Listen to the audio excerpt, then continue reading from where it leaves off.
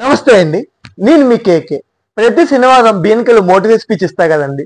అలాగే ఇవాళ motivate speech వచ్చేలోకి బుద్ధుడు చెప్పిన ఒక మాట.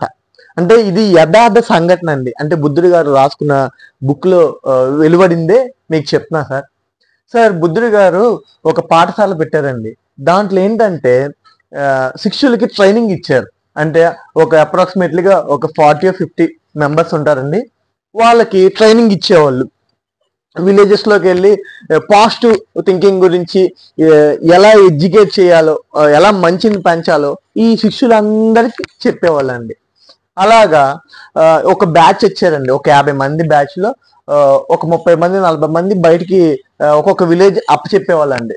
కానీ దాంట్లో ఒక శిష్యుడికి మాత్రం ఏదో పేరు వేసుకోండి, అంటే ఆ కాలంలో పేరు ఇప్పుడు ఆ బుక్ లో లేదు, శంకర్ గారని వేసుకోండి. ఆ శంకర్ గారిని పంపిలేదు. ఎన్నో రోజుల నుంచి బుద్ధుడి గారి దగ్గరే పెట్టుకొని శిక్ష అదే నేర్పిస్తున్నారు వర్క్, కానీ బయటికి వెళ్ళని ఎట్లా. ఆయనకి కోపం వచ్చింది. ఒక రోజు అడిగారు, సార్ గురుగారు ఇప్పుడు అందరినీ మీరు బయటికి పంపిస్తున్నారు, విలేజెస్ అప్ చెప్తున్నారు, నాకెందుకండి అప్ చెప్పట్లేదు, నాకు బాధ వేస్తుంది అని అన్నారు. సరే నీకు అప్ చెప్తాను, కన్ఫామ్ గా అప్ చెప్తాను. ఒక విలేజ్ తీస్తారండి. ఆ విలేజ్ నియర్ బై పాఠశాల దగ్గర ఒక 2 to 3 విలేజ్ తర్వాత ఆ విలేజ్ కి ఉంటుందండి. ఆయన్ని పంపిస్తారు. నడకదారే కదండి, అప్పుడు బైకులు బళ్ళు ఏమీ లేవు. నడకదారులు వెళ్ళి ఆ ప్రాంతానికి వెళ్తారు. వెళ్ళంగానే శిష్యుడు ఉన్నారు కదండి శంకర్ గారు అని, ఒక గ్లాస్ నీళ్ళు అడిగారు. నీకు నీరెందుకు ఇవ్వాలరా అయ్యా, పక్క పో అని తోసేశారు. ఏంటిది ఊరు ఇలా ఉంది అనే భావంలో మన శంకర్ గారు ఉంటారు శిష్యుడు. వెళ్ళంగానే ఇంకా ఊరి లోపలికి వెళ్తారు. వెళ్ళంగానే మామూలుగా నడుస్తూ వెళ్ళి అన్ని చూసుకుంటూ వెళ్తూ ఊరి జనాభా మన శంకర్ గారిని కొడతారు గట్టిగా. ఎందుకు కొడుతున్నారో తెలియదు, కానీ కొట్టేస్తారు. కొట్టిన తర్వాత బాధతో ఆకలితో ఉంటారండి. ఎవరు అడిగిన ఆహారం ఇవ్వట్లేదు. నేనెందుకు ఇవ్వాలి అని చెప్పి మళ్ళా కొడుతున్నారు. కొంత దూరం వెళ్ళంగానే ఒక పెద్ద ఆయన, అదే ఒక ఏజ్ పెద్ద ఆయన కూడా కాదండి, ఒక యంగ్ కుర్రోడు చూసి ఈయన అడుగుతారు, ఆహారం కొద్దిగా ఆకలేస్తుంది అయ్యా, అన్నం పెట్టయ్యా అంటే ఆహారాన్ని ఇలా ఇసుకుతాడు. అంటే ప్లేట్లో కూడా ఏకన్నా కింద పడితే మన శిష్యుడు ఉన్నారు కదండి, ఆయన అది తీసుకొని తిన్నాడు. తిని ఈ ఆకలితో ఉన్న, సరే ముందు ఆకలితో ఉన్నారు తిన్నాడు. తిన్న తర్వాత కాసేపటికి కొద్ది ముందుకు వెళ్ళంగానే మళ్ళీ ఇంకో బ్యాచ్ వచ్చి, ఏంటి ఊర్లో నువ్వు కొత్తగా కనిపిస్తున్నావు ఎవరు అనగానే, నేను ఇలాగ వస్తున్నానయ్యా అంటే ఉన్న పుణ్యానికి మళ్ళా ఏదో మాట్లాడినందుకు కొట్టేస్తారండి ఆ శిష్యుడిని, శంకర్ గారిని కొడతారు కదండి.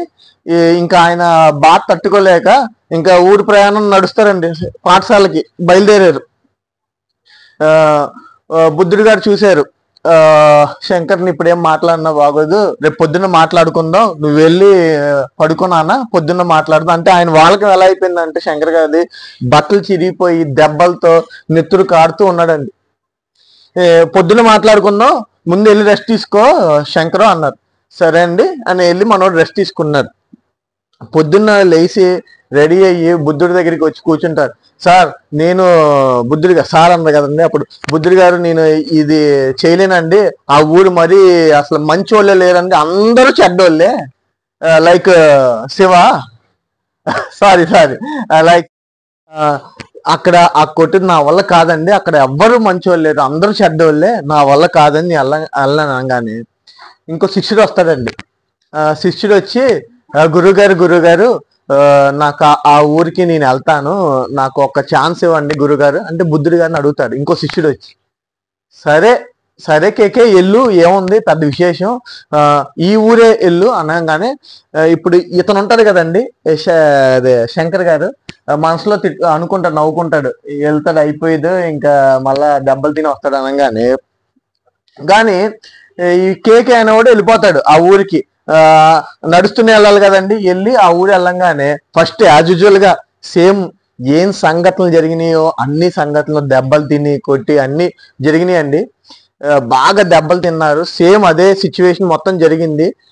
ఆయన తిరుగు ప్రయాణం మళ్ళా పాఠశాలకు వచ్చారు.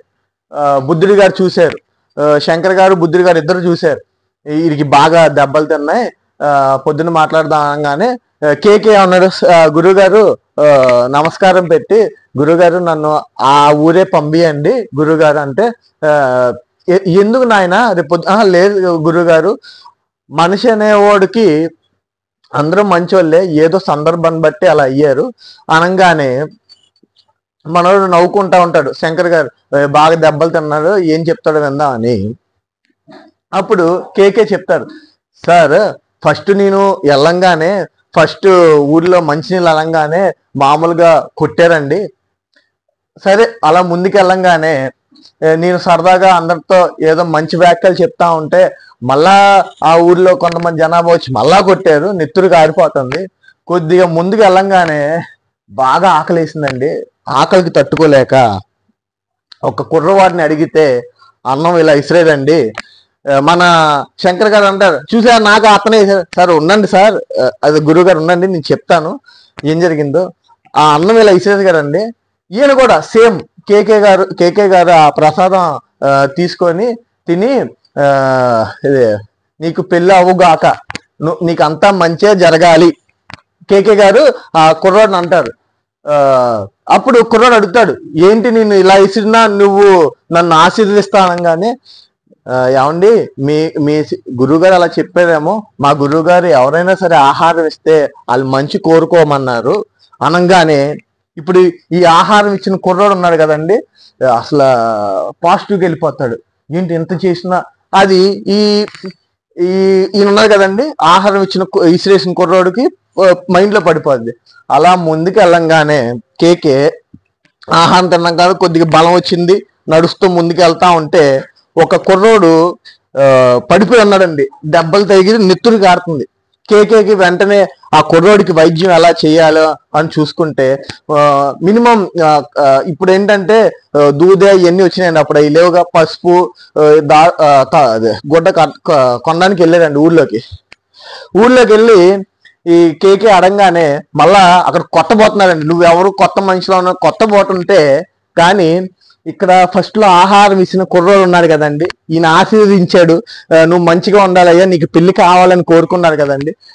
ఆయన ఏమన్నాడంటే, ఈ చూడంగానే ఆగండి, ఆయన ఎందుకు కొడుతున్నాడంటే ఇలాగా సామాన్లు అడుగుతున్నాడు, దేనికో అర్థం కాక పసుపు అంటే అప్పుడు పాతకాలం కానీ నాకు తెలిసినంత వరకు చేతబడి చేస్తున్నాడేమో అనుకొని అది కొట్టబోతుంటే ఆపండి అనగానే, ఎందుకంటే ఈయన మంచోడండి, ఎందుకంటే నేను అన్నం విసిరినా నేను తిని ఆశీర్వదించాడు, చాలా మంచోడు. అప్పుడు ఈ విషయం అడుగుతాడు, అసలు దేనికయ్యా నీకు పసుపుని అంటే, అక్కడ కుర్రోడు ఎవడో పడిపోయారండి, ఆయనకి వైద్యం చేయడానికే నేను అడిగాను అనగానే వీళ్ళందరూ అవాక్కయ్యి ఆ సామాన్లు తీసుకొని ఆయనతో పాటు వెళ్ళి ఆయనకి వైద్యం చేస్తారు. ఇవన్నీ చూశారు కదండి, వైద్యం చేసి ఆ కుర్రోని నయం చేస్తారు. అప్పుడు ఆటోమేటిక్ గా వీళ్ళందరూ ఏంటంటే పాజిటివ్ గా చూస్తారు, గురుగారు నన్ను క్షమించండి, ఏదో తెలియక ఇలా అయింది. అప్పుడు బుద్ధుడు అడుగుతాడు, నీకు ఏమర్థమైంది కేకే అంటే, సార్ మనిషి అనేవాడు అందరూ మంచి వాళ్ళే 100%, వాళ్ళ టైం బట్టి మారతారు తప్పితే, ఇక్కడ ఏమైందంటే అక్కడ క్లైమేట్ చేంజింగ్ వల్ల లేకపోతే చుట్టుపక్కల ప్రాంతం వల్ల, అప్పుడు రాజు ఉంటారు కదా వాళ్ళ వల్ల వీళ్ళు అలా తయారై ఉంటారు, కానీ మనిషి అనేవాడు మంచోడే. ఇప్పుడు ఏంటంటే నేను చేసిన పాజిటివ్ వల్లే కదా ఇప్పుడు వాళ్ళందరూ కూడా నా వెనకున్నారు. ఇప్పుడు నా మాట అంటున్నాడు, నేను రోజు ఆ ఊరికే వెళ్తానండి, వాళ్ళందరినీ మార్చి చూపిస్తాను 100%. సార్ ఇంటర్లింక్ లో చెప్తున్నాను, అంటే అవుట్ ఆఫ్ సబ్జెక్ట్ ఇది సార్. అందరూ తప్పులు చేస్తారు, సందర్భాన్ని బట్టి ఏదో రకంగా మిస్టేక్ అవుతా ఉంటది, నేనైనా ఎవరైనా ఏదైనా. నిన్న నాది స్పీచెస్ వెళ్తా ఉంటాయి కదండి, కొంతమంది పాత వాళ్ళు అంటే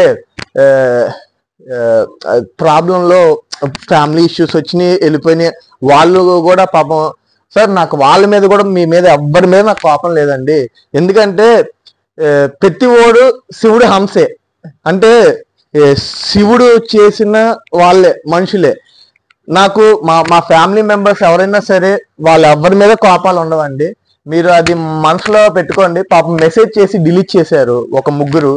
సార్ శివుడు సాక్షిగా చెప్తున్నా, నాకు ఎవరి మీద ఎప్పుడు కోపాలు ఉండవు, పొరపాటున వాళ్ళు తిట్టుంటారు కానీ ఆ సమయంలో మీకు కోపం వచ్చింది తిట్టారు, కానీ మీరు అంతండి అంత పాజిటివ్గా చూద్దాము, ఓకే సార్, ఇది ఎందుకు చెప్తానంటే పాపం ముగ్గురు పర్సన్స్ నాకు మెసేజ్ చేసి, కొంతమంది డిలీట్ చేశారు, కొంతమంది మెసేజ్ చేసి బాధపడ్డారు. సార్ మీరేం బాధపడవసల్లా, మనిషి అనేవాడు మంచోడు, అది మాత్రం పాయింట్ రేస్ చేసుకోండి. ఓకేనా? అంతేగా మేడం? మనిషి అనేవాడు మంచోడు, అందరు తప్పులు చేస్తారు. ఏంటంటే ఏదో రకంగా ఆ తప్పులు తీసేసి పాజిటివ్ వైపు వెళ్ళిపోదాం. ఇక్కడ చెప్పింది కూడా కేకే గారు అదే అండి. వాళ్ళు చెడు చూశారు, మీరు మంచిని చూస్తే ప్రతివాడు పాజిటివ్ చూస్తే ఇప్పుడు ఆ ఊరే బాగుపడిపోయింది. అలాగే సార్, మీరు మంచిని చూడండి, చెడు వదిలేసేయండి, ఆటోమేటిక్ గా ఆ మంచి కూడా మంచోడు అయిపోతాడు. Okay sir? సార్ నేను పేరు రివీల్ చేయను, ముగ్గురు కూడా. సార్ మీరేం బాధపడద్దు, ఎప్పటిలాగే నాతో మాట్లాడండి. నాకు ఎప్పుడు కోపాలు ఉండవు, ఎవరి మీద కోపాలు ఉండవు. ఆ సెకండ్కి వస్తుంది, పోద్ది ఆటోమేటిక్ గా. Thank you sir.